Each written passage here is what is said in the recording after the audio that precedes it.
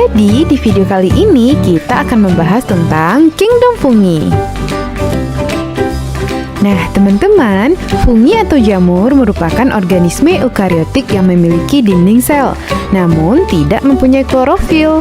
Jadi, jamur yang kita lihat pada sisa potongan kayu bukan termasuk tumbuhan ya, tapi sebagian karakteristiknya dapat menyerupai tumbuhan atau hewan. Dan karena jenisnya yang banyak dan sifatnya yang unik, maka dia dikelompokkan dalam kingdom tersendiri. Untuk mengenalnya lebih dekat, yuk kita bahas ciri-ciri fungi atau jamur. Pertama, jamur memiliki bentuk yang beragam. Ada yang oval, berupa benang, dan memiliki tubuh buah berbentuk payung, mangkuk, bulat, dan lainnya. Kedua, ada yang tersusun atas satu sel atau uniseluler, dan ada yang memiliki banyak sel atau multiseluler. Jamur uniseluler berukuran mikroskopis, sangat kecil sehingga membutuhkan mikroskop untuk melihatnya. Jamur multiseluler ada yang berukuran mikroskopis dan ada juga yang berukuran makroskopis. Ciri selanjutnya, jamur merupakan organisme eukariotik yang memiliki membran inti dan organel-organel sel lainnya. Tubuh jamur dilindungi oleh zat kitin. Zat kitin merupakan lapisan utama pada dinding jamur yang berguna untuk memperkokoh tubuh jamur. Meski bentuknya mirip dengan tumbuhan, jamur tidak memiliki klorofil, sehingga jamur tidak bisa menghasilkan makanan sendiri. Oleh karena itu, jamur bersifat heterotrof. Ia dapat hidup dengan menyerap nutrisi dari organisme lainnya. Karakteristik jamur berikutnya adalah memiliki struktur tubuh berupa hifa, yaitu sel memanjang berupa benang. Susunan hifa terdiri dari hifa vegetatif yang berguna untuk menyerap makanan dan hifa generatif sebagai alat reproduksi untuk menghasilkan spora. Kumpulan hifa yang bercabang disebut miselium. Miselium vegetatif untuk menyerap makanan dan miselium generatif untuk menghasilkan spora. Sampai di sini teman-teman udah bisa mengenali jamur dengan keunikannya ya. Jika jamur harus bergantung pada organisme lain, bagaimana cara jamur hidup?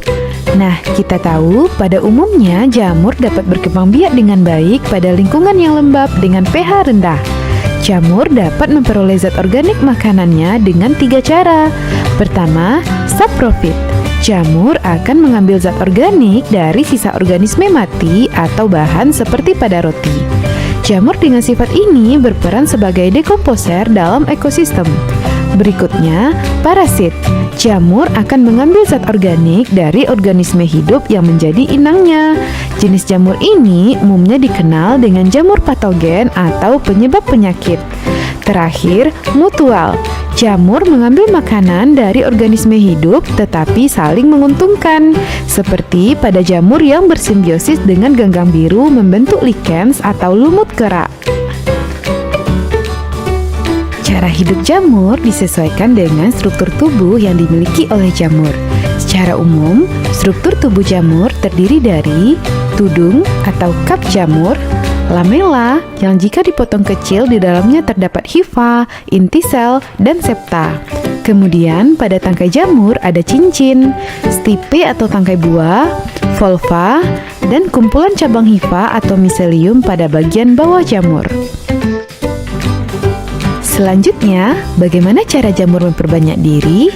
Sebagai makhluk hidup uniseluler dan multiseluler, jamur memiliki 2 cara reproduksi, yaitu dengan cara vegetatif atau aseksual dan secara generatif atau seksual.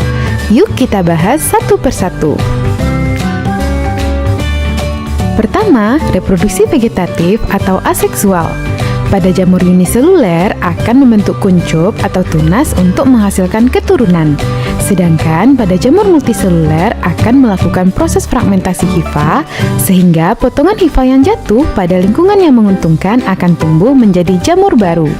Kemudian, jamur dapat menghasilkan spora aseksual berupa sporangiospora dan conidiospora yang memiliki sifat haploid.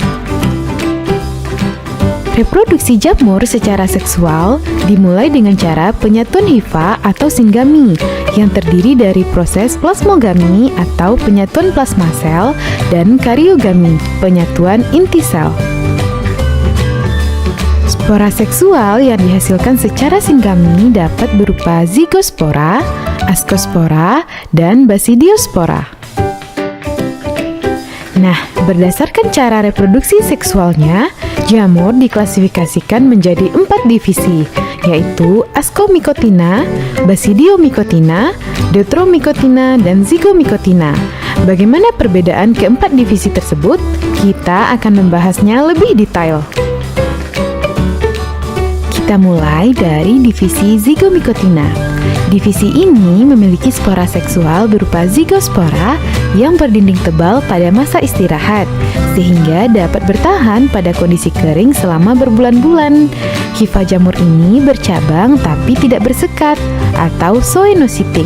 Jadi, hifa pada jamur ada yang bersekat dan ada yang tidak bersekat ya. Divisi zigomikotina memiliki 3 tipe hifa, yaitu stolon, rhizoid, dan sporangiofor. Dapat kita lihat pada struktur zigomikotina berikut yang terdiri dari sporangium, sporangiofor, hifa rhizoid, dan hifa stolon. Reproduksi zigomikotina terdiri dari reproduksi aseksual dan seksual. Pada reproduksi aseksual, spora vegetatif yang dihasilkan oleh sporangium akan masak dan pecah, kemudian tumbuh menjadi miselium dan menjadi jamur baru. Sedangkan pada proses seksual dimulai dari hifa jantan dan betina yang berdekatan, membentuk gametangium yang mengandung banyak inti haploid, kemudian terjadi plasmogami, penyatuan plasma sel karena pecahnya dinding gametangium, dan diikuti proses karyogami, penyatuan inti sel, sehingga terbentuk zigot dan zigosporangium menghasilkan zigospora. Zigospora akan tumbuh menjadi hifa setelah melewati masa dormansi dan proses kembali berulang. Nah, teman-teman, berikut catatan reproduksi pada jamur divisi zigomikotina. Contoh jamur pada divisi zigomikotina antara lain Rhizopus yang mampu memecah amilum menjadi dekstrosa, protein dan lemak dalam kedelai menjadi molekul yang lebih sederhana. Apabila Rhizopus tumbuh pada makanan atau buah-buahan, dapat bersifat merugikan karena mengakibatkan pembusukan. Misalnya, Rhizopus stolonifer, jamur roti, Rhizopus oligosporus, dan Rhizopus oryzae yang merupakan jamur pada tempe. Selain Rhizopus, juga ada Mucormucedo sebagai pengurai kotoran ternak, Beveria bassiana pengendali hama alami, dan Pilobolus sebagai pengurai kotoran hewan. Divisi fungi berikutnya adalah Ascomycotina. Divisi ini memiliki jamur dengan hifa bersekat dan berinti banyak, bersifat saprofit dan parasit, menghasilkan spora dalam askus atau askospora. Setiap askus mengandung 8 spora dan askus-askus yang berkumpul akan membentuk askokap. Bentuk-bentuk askokap pada Ascomycotina antara lain apotesium, askokap berbentuk mangkuk atau cawan, peritesium berbentuk seperti botol berleher yang terdapat lubang osteolum, Cleistotesium berbentuk bola, dan askus tanpa askokap. Proses reproduksi Ascomycotina. Secara aseksual, Ascomycotina uniseluler bereproduksi dengan membentuk tunas, sedangkan multiseluler dengan cara fragmentasi miselium dan pembentukan conidiospora. Sedangkan secara seksual, Ascomycotina uniseluler dengan cara konjugasi dan multiseluler dengan cara singgami. Dimulai dari askospora tumbuh menjadi hifa, kemudian bercabang membentuk miselium. Ujung miselium berubah fungsi menjadi askogonium atau oogonium dan anteridium yang berpasangan. Kemudian terjadi plasmogami dan karyogami melalui trikogin, sehingga terbentuk nukleus diploid atau zigot. Nukleus diploid mengalami meiosis menghasilkan 4 sel haploid yang akan mengalami mitosis dan menghasilkan 8 askospora yang akan tumbuh menjadi hifa baru dan proses kembali berulang. Berikut catatan reproduksi pada jamur divisi Ascomycotina. Beberapa contoh dan peranan Ascomycotina antara lain Saccharomyces cerevisiae untuk pembuatan tapai dan roti, Penicillium notatum menghasilkan antibiotik, dan Neurospora crassa untuk membuat oncom merah dan ampas tahu. Divisi berikutnya, Basidiomycotina. Basidiomycotina merupakan jamur multiseluler dan berukuran makroskopis. Struktur tubuhnya terdiri dari pileus, lamella, annulus, stipe, volva, dan miselium. Memiliki hifa bersekat, bersifat saprofit pada serasah daun, berang padi, atau batang pohon yang mati, serta ada yang parasit pada tumbuhan dan manusia. Mempunyai badan buah yang disebut basidiokarp, yaitu tempat pembentukan basidium. Basidium merupakan tempat terbentuknya spora. Bentuk basidiokarp bermacam-macam, seperti payung, kuping, atau setengah lingkaran. Reproduksi Basidiomycotina secara aseksual dengan membentuk konidia, secara seksual dengan cara singami melalui basidiospora.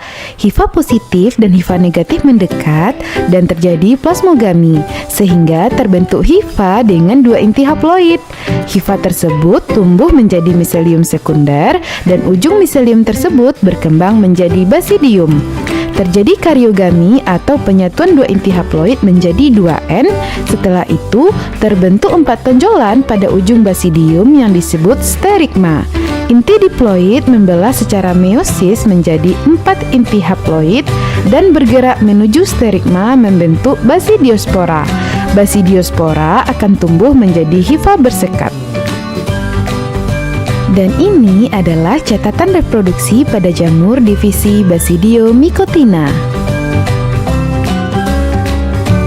Contoh jamur divisi Basidiomycotina antara lain Volvariella volvaceae, Auricularia polytricha, dan Pleurotus, yang semuanya dapat diolah menjadi makanan. Selain dapat dimanfaatkan, beberapa contoh jamur Basidiomycotina juga ada yang merugikan tumbuhan, seperti Exobasidium vexans, parasit pada daun teh, Ustilagos citamine, parasit pada tebu dan jagung, dan Puccinia aracidis, menjadi parasit pada tanaman kacang. Divisi terakhir adalah Deuteromycotina. Kelompok jamur ini memiliki hifa yang bersekat-sekat, umumnya berukuran mikroskopis.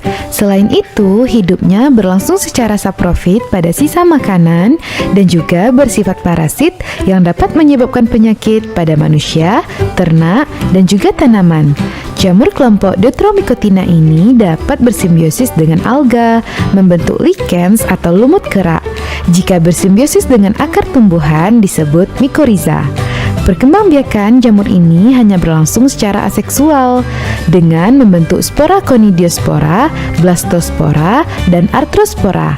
Reproduksi seksual pada jamur divisi ini belum diketahui, sehingga dinamakan fungi imperfecti atau jamur tidak sempurna. Contoh jamur divisi Deuteromycotina, Tinea versicolor yang mengakibatkan penyakit panu, Epidermophyton floocosum menyebabkan penyakit kaki atlet, dan Trichophyton menyebabkan penyakit ringworm. Nah, teman-teman, itulah keempat divisi dari fungi dengan ciri-ciri, cara reproduksi, dan contohnya masing-masing.